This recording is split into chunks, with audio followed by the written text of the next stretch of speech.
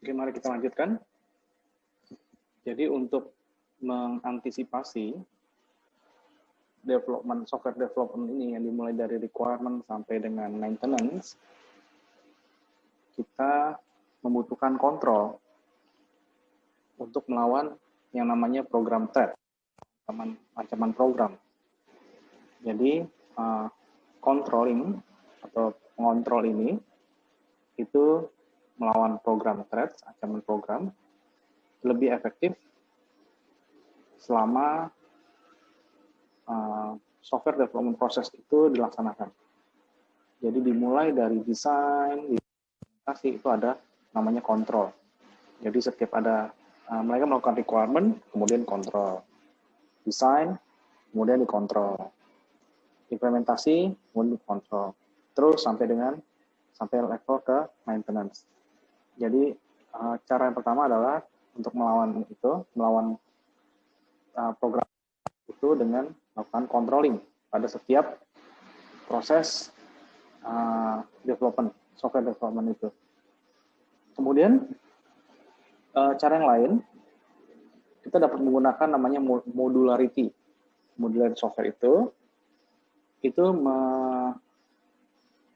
memisah-misah atau membagi-bagi komponen-komponennya itu dibagi-bagi menjadi modul-modul. Itu dibagi berdasarkan misalnya logical atau fungsi-fungsi atau function atau prosedur gitu, dibagi-bagi berdasarkan itu. Jadi setiap modul itu harusnya memenuhi kriteria sebagai berikut. Misalnya setiap modul itu punya fungsi tertentu atau minimal satu fungsi. Atau bisa juga setiap modul itu sangat kecil atau sangat simple, sederhana. Atau bisa perform atau menampilkan suatu task atau menampilkan suatu bentuk isolation. Jadi ada menampilkan sesuatu hal. Dengan membangun software menggunakan dengan kita set kecil-kecil atau dengan modul-modul yang kecil, tentu saja kekurangan atau kelemahan dalam pembangunan software semakin dikurangi atau semakin tidak ada. Nah, ini contohnya, jadi misalnya ada software ini besar, kemudian kita potong-potong menjadi single. Jadi strukturnya lebih kecil-kecil. Misalnya yang lebih independen, yang lebih kecil, yang single purpose, dipotong-potong, dipisah-pisah. Encapsulation and information hiding. Encapsulation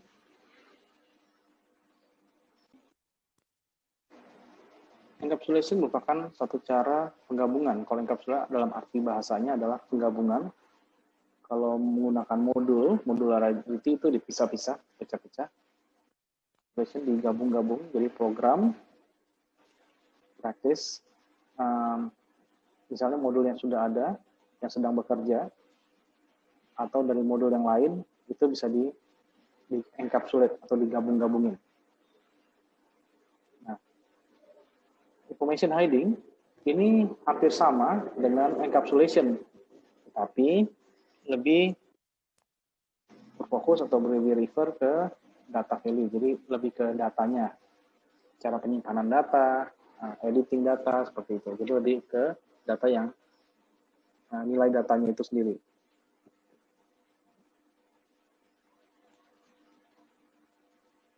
Selanjutnya kita membahas tentang mutual suspicion and confinement. Apa sih mutual suspicion itu? Mutual suspicion itu ketika dua program harus berinteraksi. Jadi setiap programnya itu harus saling suspicious, saling mencurigai program yang lain. Jadi bukan berarti misalnya ada program stok barang dengan program keuangan misalnya, atau program stok barang dengan penjualan. Jadi ada dua program ini kan saling berhubungan. Jadi yang menjual harus tahu barangnya bagaimana, berapa banyak, dari program yang lain, sedangkan stok itu juga nggak bisa dijual kalau seandainya memang jumlah stoknya kurang. Jadi karena saling berhubungan, seharusnya aplikasi atau program stok barang itu harus mencurigai program penjualan.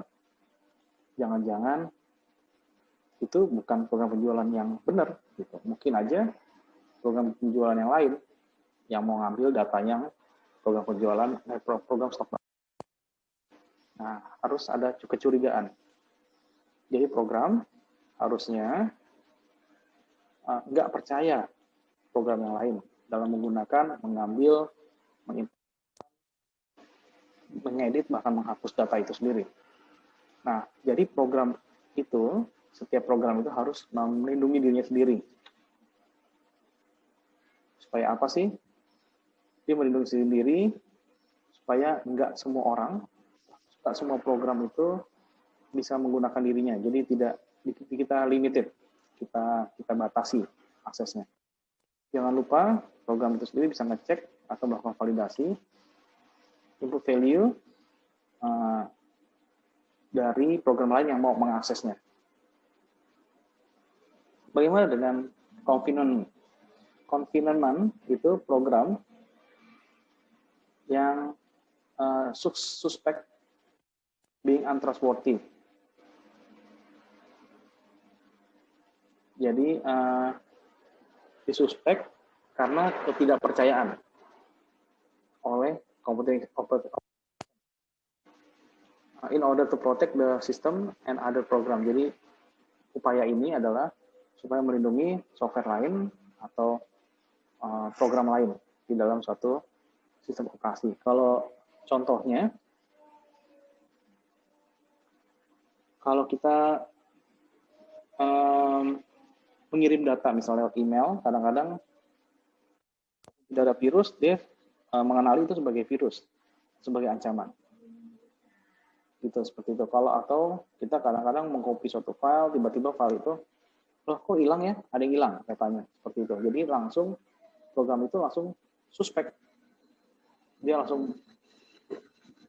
menganggap kalau ini ada ancaman atau yang tidak dipercaya dari suatu sistem operasi. Jadi langsung otomatis diambil atau dihapus atau diamankan atau di karantina file tersebut. Selanjutnya ada kinetic diversity.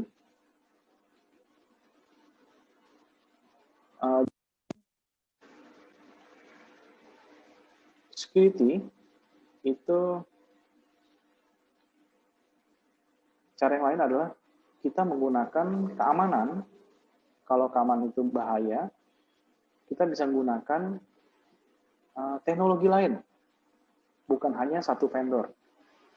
Jadi kita bisa gunakan vendor lain untuk dengan sistem yang kita punya. Nah, itu biasanya berperan sebagai keamanan, security flow.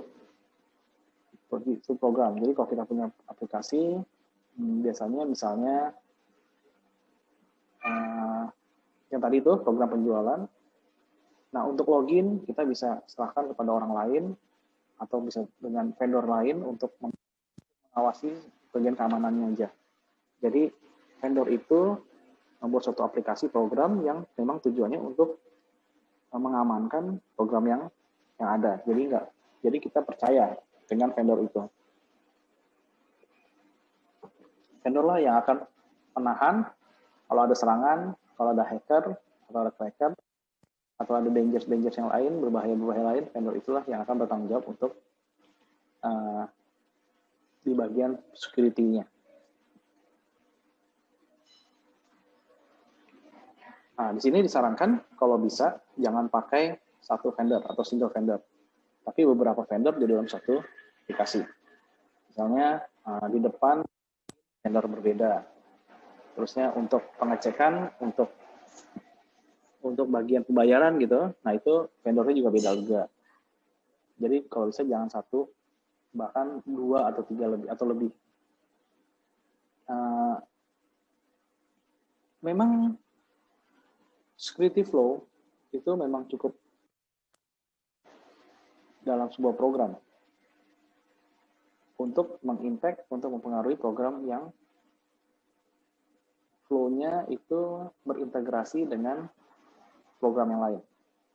Jadi kalau saling berintegrasi lebih rumit, tidak mudah, tidak semudah itu untuk mengintegrasikan security flow ke dalam program lain. Nah, dalam artian genetic diversity itu mengaplikasikan, menjalankan computer security. Jadi ada vendor lain untuk khusus menjalanin computer security. Ini contohnya, kalau kita lihat ada Internet Explorer. Internet Explorer itu dia berinteraksi dengan Windows. Dari Windows juga berinteraksi dengan Office. Ini lambangnya Office nih. Jadi ini di tempat yang sama, tapi security-nya beda. Tapi mereka saling berinteraksi dan saling berhubung. Tapi satu yang sama yang lain tidak saling percaya dan tidak langsung percaya begitu aja. Nah, jadi ini ada flow-nya sendiri. Secure software development ini merupakan secure software development process. Jadi ada satu development. Ini bagaimana sih secure-nya yang aman? Jadi kita punya yang namanya configuration management. Nah, configuration management itu melakukan beberapa security activities atau aktivitas keamanan, seperti misalnya use case, kemudian ada requirement, kemudian aktivitas yang lain misalnya buat threat vulnerabilities atau countermeasure atau hazard. Nah, itu digunakan untuk proses yang arsitektur dan desain. Untuk coding, misalnya aktivitas keamanannya apa sih? Misalnya kita buat development tool atau code review atau juga security test plan. Nah, ini semua untuk mengamankan coding. Misalnya mungkin juga bagian testing juga gitu. Bagaimana dengan acceptance? Misalnya kita buat aktivitasnya yang menjalankan itu adalah residual risk atau jalankan listen learn buat feedback untuk bagian maintenance. Jadi setiap software development proses, setiap proses baik requirement, design itu ternyata punya aktivitas security masing-masing. Ini ada peer review, di sini ada peer review. Kita bahas peer review.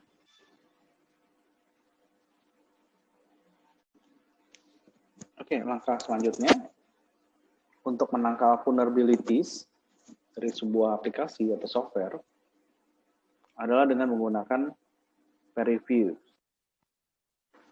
Peer review ini kita membatasi kelemahan-kelemahan dalam security dalam software dengan menjadi reviewer pada programmer atau computer code writer dengan programmer yang lain. Jadi antara programmer satu dengan programmer yang lain lakukan sebuah yang namanya peer review. Jadi bisa saling membantu yang satu dengan yang lainnya. Ada dua jenis. Yang pertama adalah yang tidak berbahaya. Yang kedua yang malicious atau berbahaya. Yang tidak berbahaya ini non-malicious security flows. Prosesnya itu diketahui secara unintentionally security flows. Jadi memang sudah diketahui dan didetek sebelum terjadinya permasalahan. Didetek sebelum terjadi permasalahan yang ada.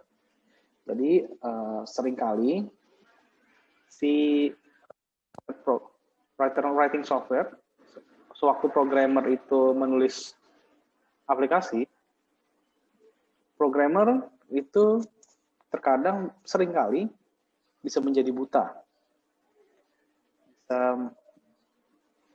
Dalam artian dia itu tidak mau melihat kesalahannya. Dia kesalahannya dengan coding-codingnya dia sendiri. Tetapi dengan adanya peer review, si lawannya ini dapat, programmer yang satu bisa mengasih tahu kalau kesalahan yang dilakukan oleh programmer yang kedua, atau programmer kedua bisa mengasih tahu kesalahan yang dilakukan programmer yang pertama. Oke, sedangkan yang malicious, berbahaya, itu peer review-nya itu lebih fokus ke greatly limit, jadi tanpa limit, tanpa aturan, memang di attack, memang diserang seperti layaknya seorang hacker. Jadi memang security flow yang ini malicious cukup akan mempersulit bagi programmer karena memang kerjaannya jadi double-double ya, 2 kali.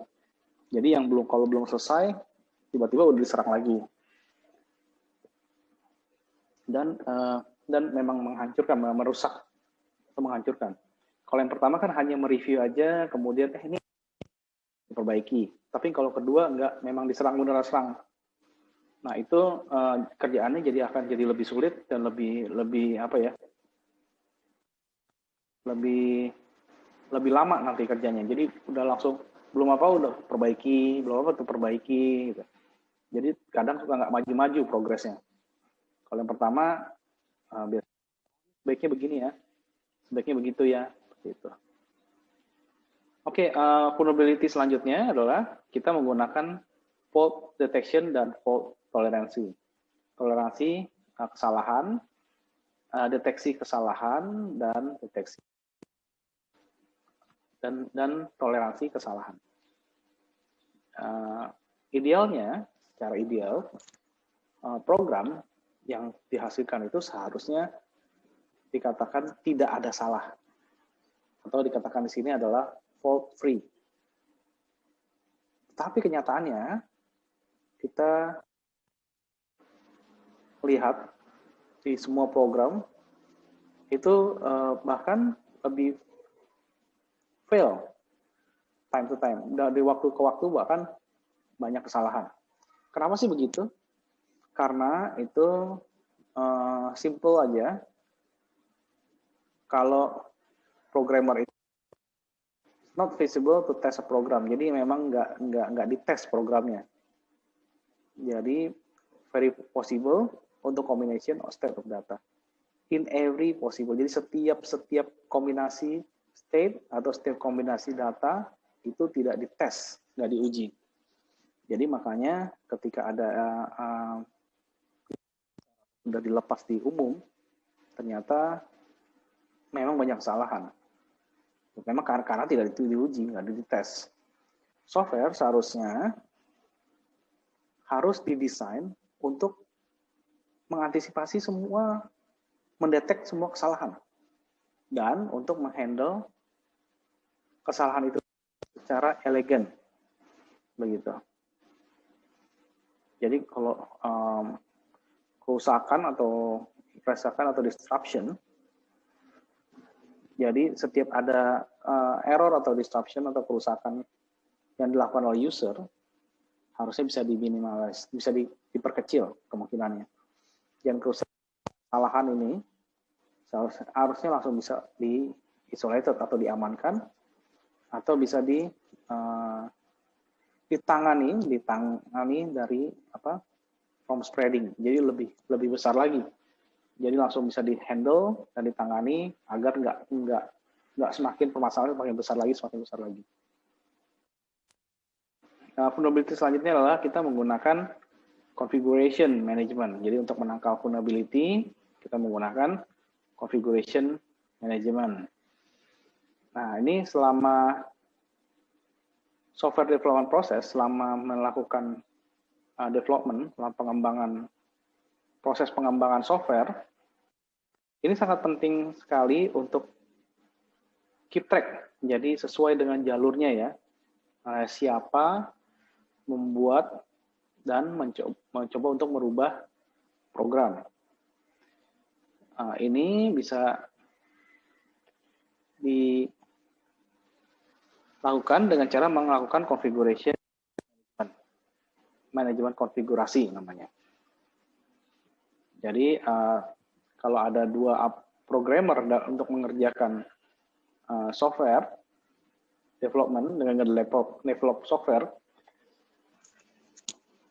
configuration management itu harusnya bisa keep track siapa yang membuat, karena kan nggak tahu kalau ada kesalahan, apakah program ini sudah pernah dirubah, nah siapa yang ubah atau siapa yang buat gitu. Nah, butuhnya configuration management. Change of one part, jadi mengubah satu bagian aja dalam sebuah program itu dapat secara jelas atau tidak jelas gitu, dan berimpact, memberikan konsekuensi kepada part yang lain. Jadi satu part aja ternyata bisa ke part yang lain. Configuration management ini dapat memberikan, mengizinkan untuk merubah kembali, namanya rollback.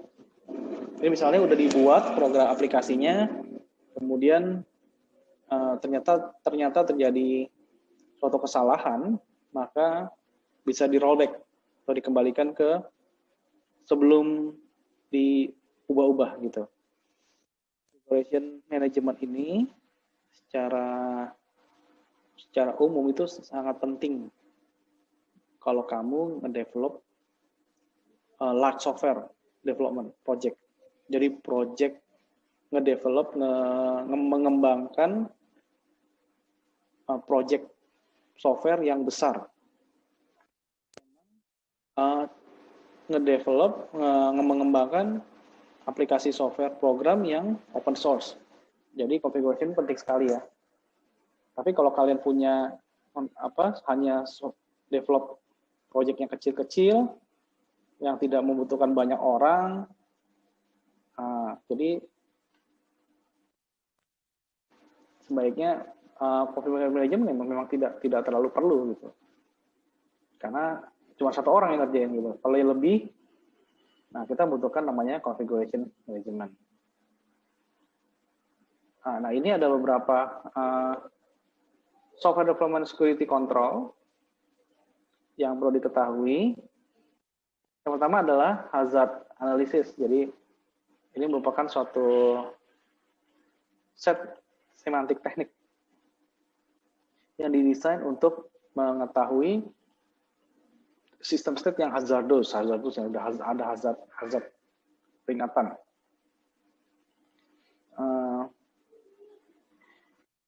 Bisa menginvolve development, pengembangan dari hazard list, dan what if skenario. Jadi skenario jika dan apabila ya. Untuk mengetahui dan mengidentifikasi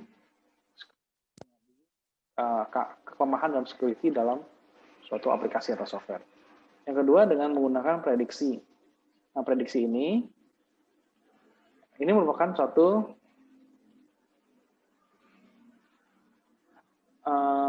memprediksi software security problem, security yang dangerous, most dangerous, atau yang most likely occur, yang kira-kira berbahaya. Apa sih diprediksi ya? Jadi membahayakan kita itu diprediksi. Prediksi ini juga membuat kita untuk mengatur, memanage resiko langsung ke targetnya.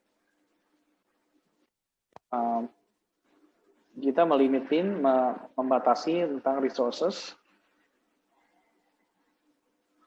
yang mereka bisa yang berguna, yang bisa useful ya, yang the most useful. Selanjutnya adalah analytic analysis.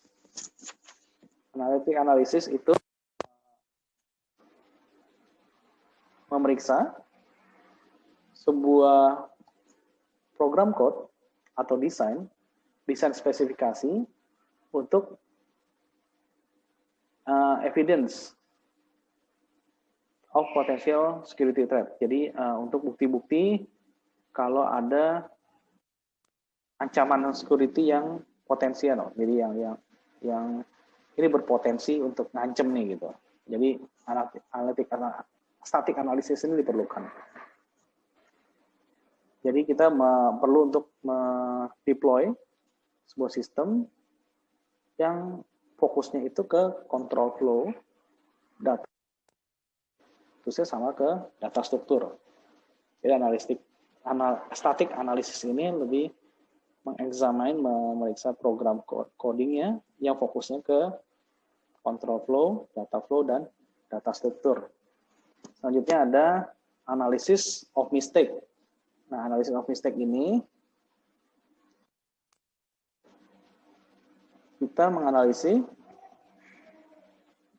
kira-kira apa sih cabang-cabang mana yang memungkinkan untuk membuat suatu kesalahan di masa depan atau kesalahan yang sama di masa depan. Jadi kita memerlukan sebuah dokumen untuk desain kita sendiri untuk kita bisa mereview mengenai security-nya gitu. Kalau misal bisa diidentifikasi suatu kesalahan, kita tahu, ini perasaan kesalahan ini sudah pernah berulang ya, atau kita pernah melakukan kesalahan ini ya.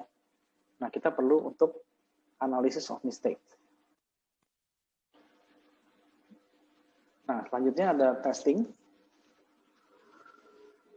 Testing yang kita tahu memang diperlukan sekali dalam menggunakan menahan sebuah vulnerabilities di dalam sebuah aplikasi. Nah, program ini seharusnya dites deployment-nya, apakah memastikan kalau memang itu quality-nya, stability-nya, sama akurasinya. Jadi itu oke gitu, semuanya berjalan dengan baik, secara kualitas itu stabil dan akurat gitu.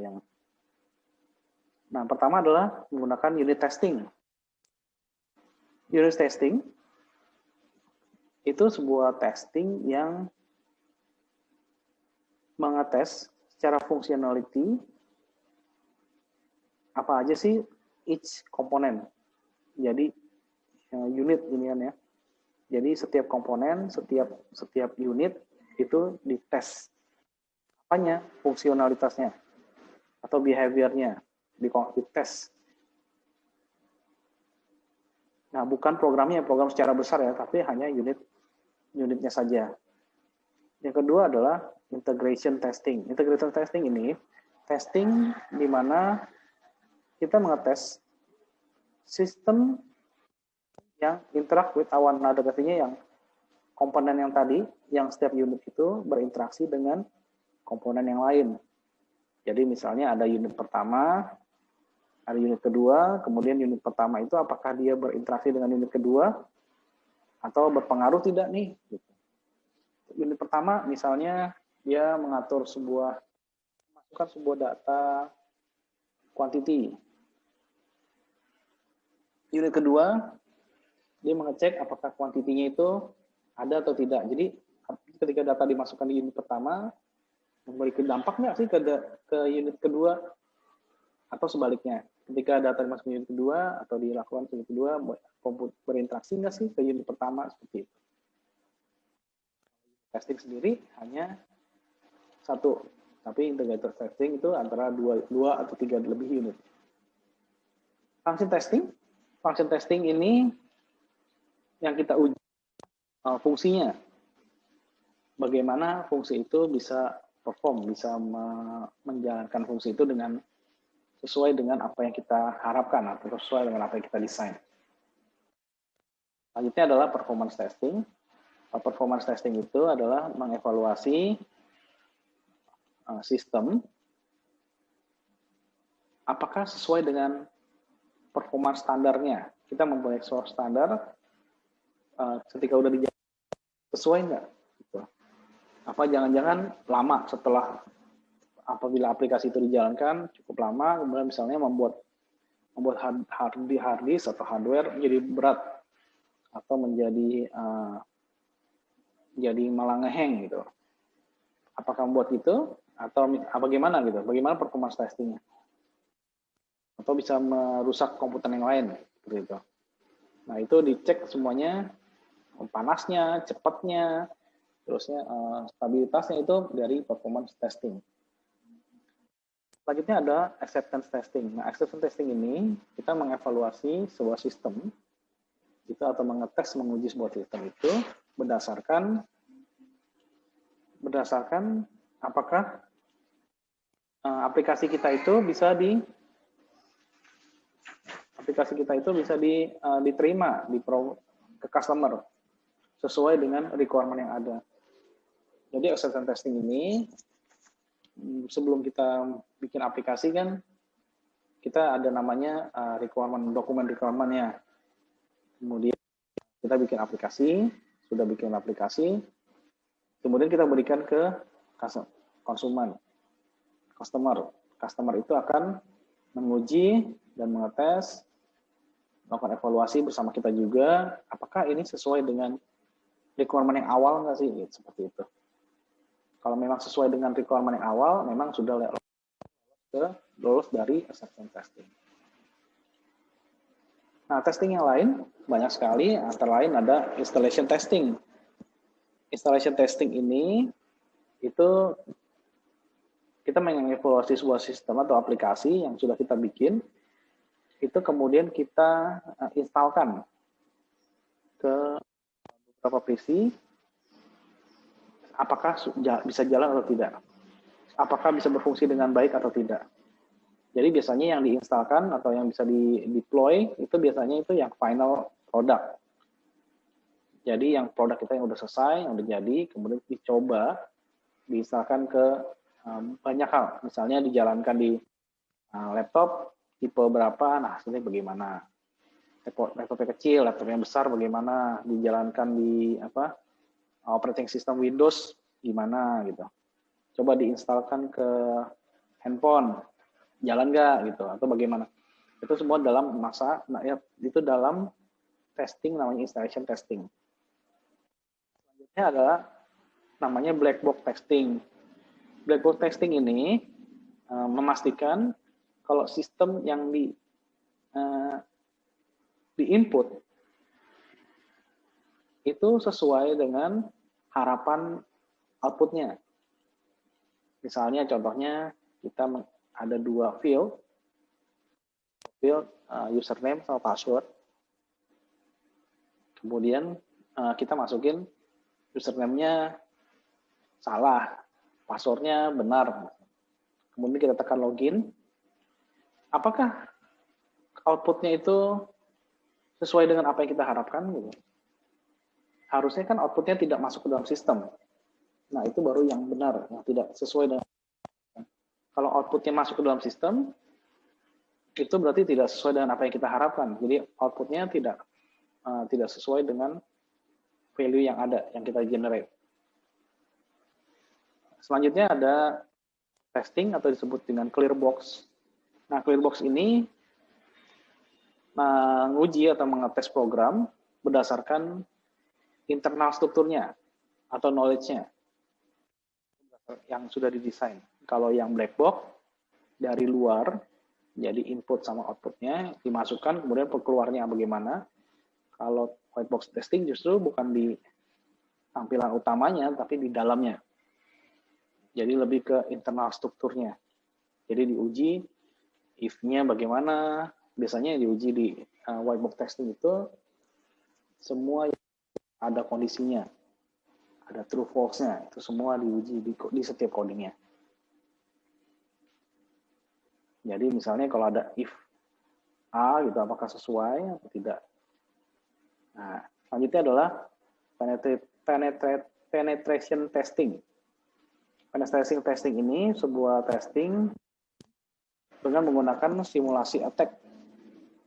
Jadi by simulation an attack dari eksternal atau internal threat. Jadi dicobakan dengan me-attack atau menguji suatu program kita atau aplikasi kita.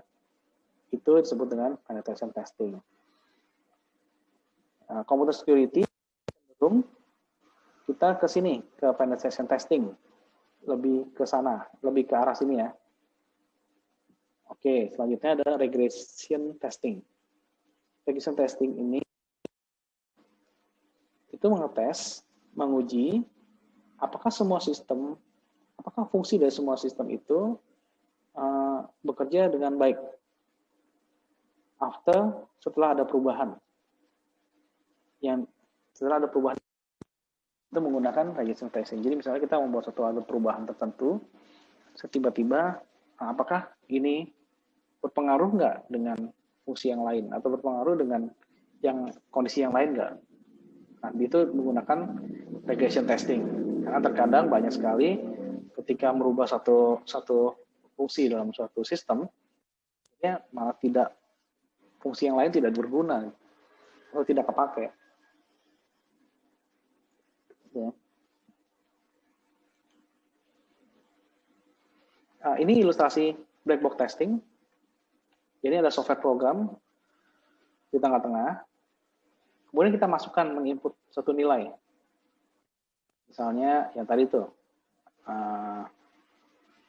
nilai username-nya benar, password-nya benar, klik login. Hasilnya apa? Apakah hasilnya error? Apakah hasilnya masuk ke dalam sistem? Kalau memang sesuai dengan apa yang kita inginkan hasilnya, black box testing ini adalah dikatakan benar. Nah, berbeda dengan white box testing. Kalau white box testing kita masukkan sebuah input, sebuah nilai, kemudian yang diperiksa adalah yang dalamnya. Jadi ini ada statement if misalnya di sini. If kiri ke bawah nih. Misalnya kalau benar, maka hasilnya bagaimana? Kalau salah, maka hasilnya bagaimana? Kemudian dilihat di output value-nya. Jadi output value dilihat dari sana. Kalau inputnya itu kondisinya true, hasilnya bagaimana? Kalau input kondisi, kemudian hasilnya bagaimana? Jika sesuai, maka white box testing ini dinyatakan benar.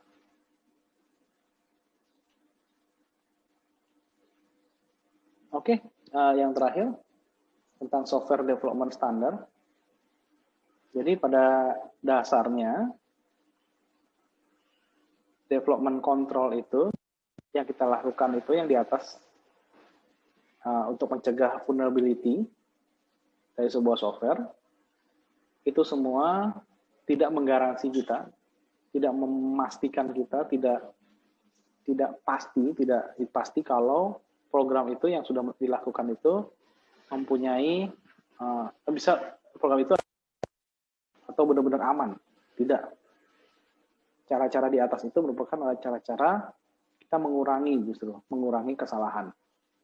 Jadi lebih sulit untuk di-attack atau diganggu atau rusak atau error atau fault. Nah, proses yang di atas itu memang harus dilakukan biasanya oleh corporate security dari tahap desain, development, sampai implementasi. Jadi kalau memang dilakukan itu memang seharusnya dilakukan. Itu adalah bagian dari software development standar itu sendiri. Nah, untuk memfasilitasi